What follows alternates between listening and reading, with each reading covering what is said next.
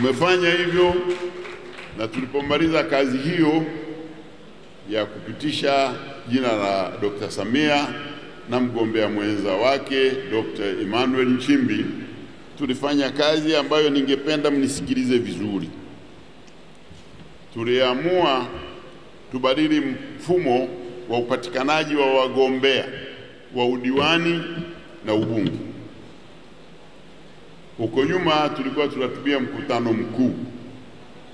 Hapa Ilala naambiwa kulikuwa na watu 700 ndio wanafanya mkutano mkuu kwa ajili ya kupendekeza jina la mgombea ubunge. Leo ninaambiwa watakuwepo 3000 na ushe. Na hiyo ni maendeleo makubwa katika kupanua demokrasia ndani ya CCM. Lakini shabaha yetu ya kuongeza watu na idadi ya wapiga kura ni kwamba tunataka mgombea atakayependekezwa sio Ilala tu, katika majimbo yote ya Tanzania awe ni mtu ambaye anakubalika na watu wa maeneo hayo. Na hatuna njia nyingine ya kujua isipokuwa kusikiliza watu wanasemaje, lakini vile vile watu wanapiga kura. Ndio maana tumeweka mabalozi wote wa nyumba 10 na kamati zao zote, kwa sababu wanaishi karibu na watu. Watatupa mgombea ambaye anasemwa vizuri na wananchi wa majimbo hayo. Hiyo ndio shabaha kubwa. Lakini shabaha hiyo vile vile ina shabaha ndogo nyingine. Shabaha nyingine ni watu walikuwa wanaingia katika uchaguzi kwa sababu wana hela, sio kwa sababu wana uhusiano na watu. Wanasema wako wangapi? 700. Vipi 100,000 itawatosha? Sasa watu watakula 100,000 kwa miaka 5. Hana ujuzi, hana uwezo wa kuongoza, lakini ametoka kwenye machimbo yake huko, ana 100,000. Sasa tukasema hapana, kwanza taongeza watu. Kama alikuwa amefanya estimate ya watu 700, sasa wako 3,800. Sasa 100,000 itakuwa sasa ngapi? Bilioni ngapi? Kwa hiyo tunawaambia ukweli kabisa kwamba tunataka uongozi wetu utokane na imani ya watu, usitokane na pesa za watu. Kama una gharama, una pesa zako nyingi hivyo, na hapa hakuna soko la uongozi, kaanzishe duka Kariakoo. Huo ni mtaji.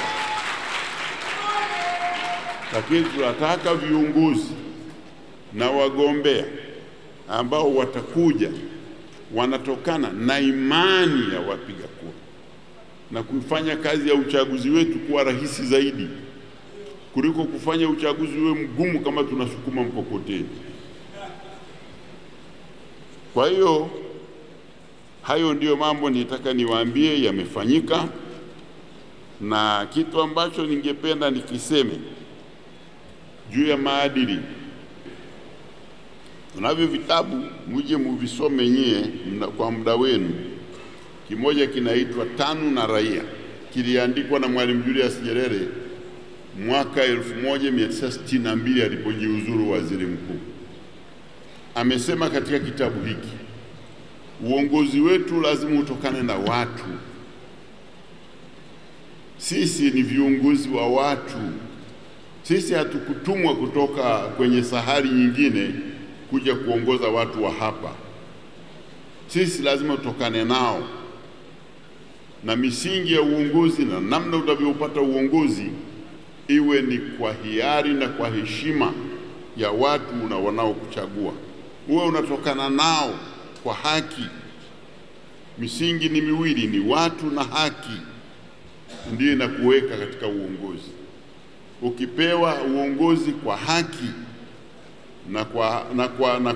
na watu wenyewe, watu watakusikiliza. Ukiwanunua, unajua uhusiano wa mnunuzi na mnunuliwa. Ukinunua ng'ombe huwezi kuuliza alikokwenda, maana ulishauza. Ukimpa mtu uongozi unamwajibisha kwa sababu anatakiwa awajibike kwa waliomweka.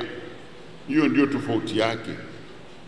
Tumewahi kusikia watu wengine hapa Dar es Salaam, sitaki kutaja mtu, lakini mmoja alibanwa mahara, mbunge, akaambiwa daraja limevunjika, sasa hatuwezi kuvuka. Akasema mimi nilipata ubunge nilionunua, kwa hiyo msinipe tabu. Hapa Dar es Salaam, simtaji jina, lakini mimi wengine mtamjua. Sasa wewe si umekupa, kama umenunua wa nini? Maana kama tatizo ya watu kule hayapati suruhu, sasa wewe ni mbunge wa nini? Kwa hapo kwa kweli, na kwa maana ya jinsi ndugu yangu Zungu anavyojishughulisha na matatizo ya watu na anavyojihusisha na watu, mimi nakupongeza Zungu, wengine watakuja kujifunza kwako. Katika masuala ya maadili, tunajua kuna watu wanaanza kutembeza pesa, tunawajua, si hapa Ilala tu, hata kwingine huko nimepita. Nimewaambia sisi tuko tochi ya CCM ipo. Tutakwambia wewe bwana, wewe ulifanya makosa kuamua juu ya hatima ya pesa zako. Badala ya kuzileta hapa kuzigawa, bora ungelikwenda huko ukafungua duka. Nilikwenda Ngara, nikakuta watu wanasema hawana mtu wa kununua mahindi. Sasa kama unazo hela nyingi, nunua mahindi ya Ngara. Watu wa Ngara watafaidika zaidi kwa bei nzuri na kutokana na wingi wa fedha ulizonazo, watakushukuru.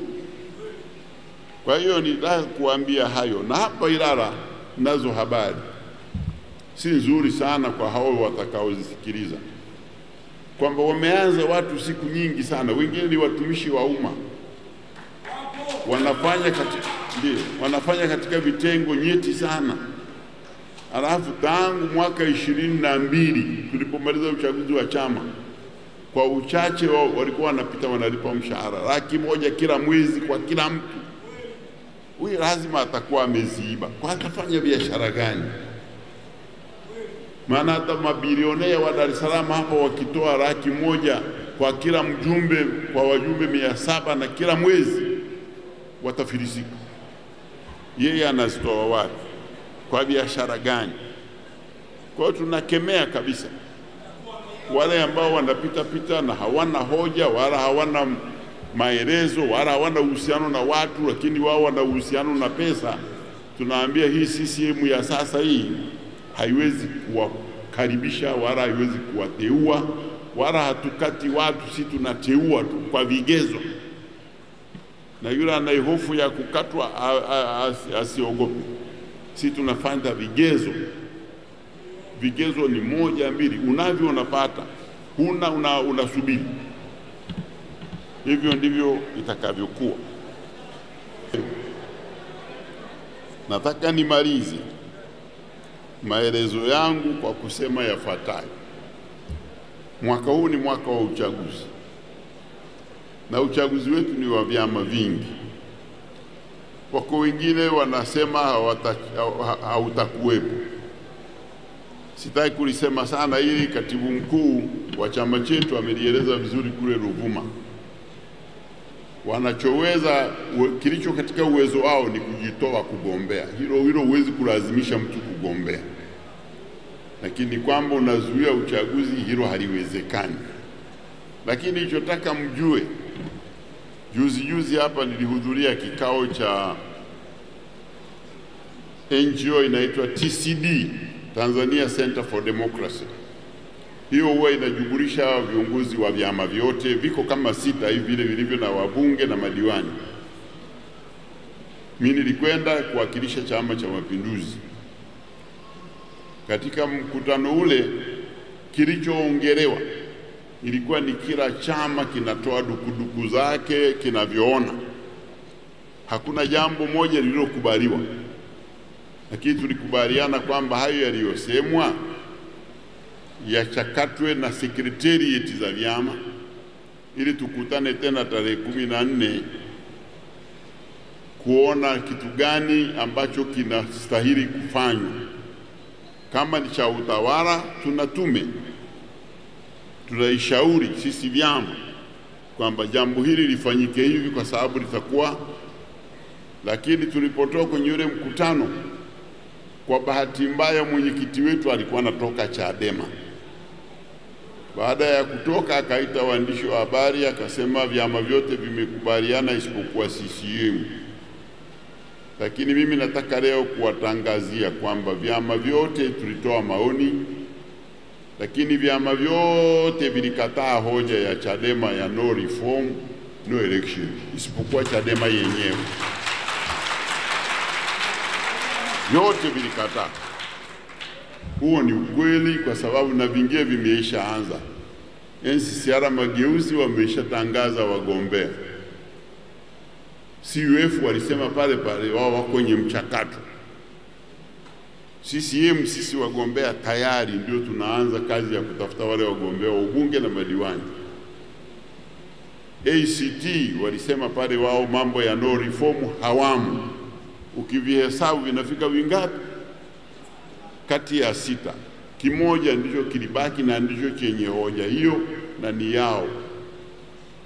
Kwa hiyo kuambia kwamba eti sisi CCM tulikuwa tumekataliwa na wengine wote sio kweli.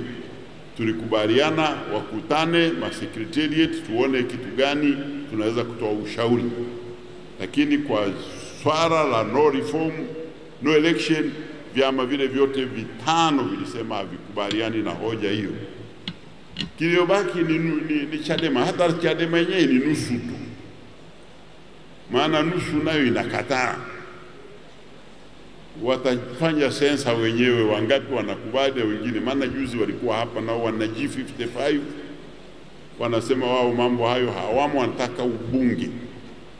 Sasa kazi ya kuamua ni ya kwao, sisi haituhusu. Ili mradi kuna vyama 18 kikikataa kimoja, uchaguzi unaendelea. Hata vikikataa vyote, uchaguzi unaendelea. Uchaguzi ule unaendelea na Watanzania wakae mkao wa kupiga kura. Na wapongeza watu wa Dar es Salaam kwa jinsi walivyojiandikisha kwa wingi,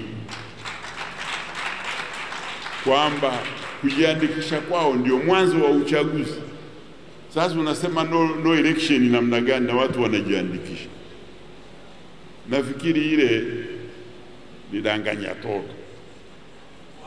Na kama unavyoona kauli mbiu zote zimeandikwa Kiingereza.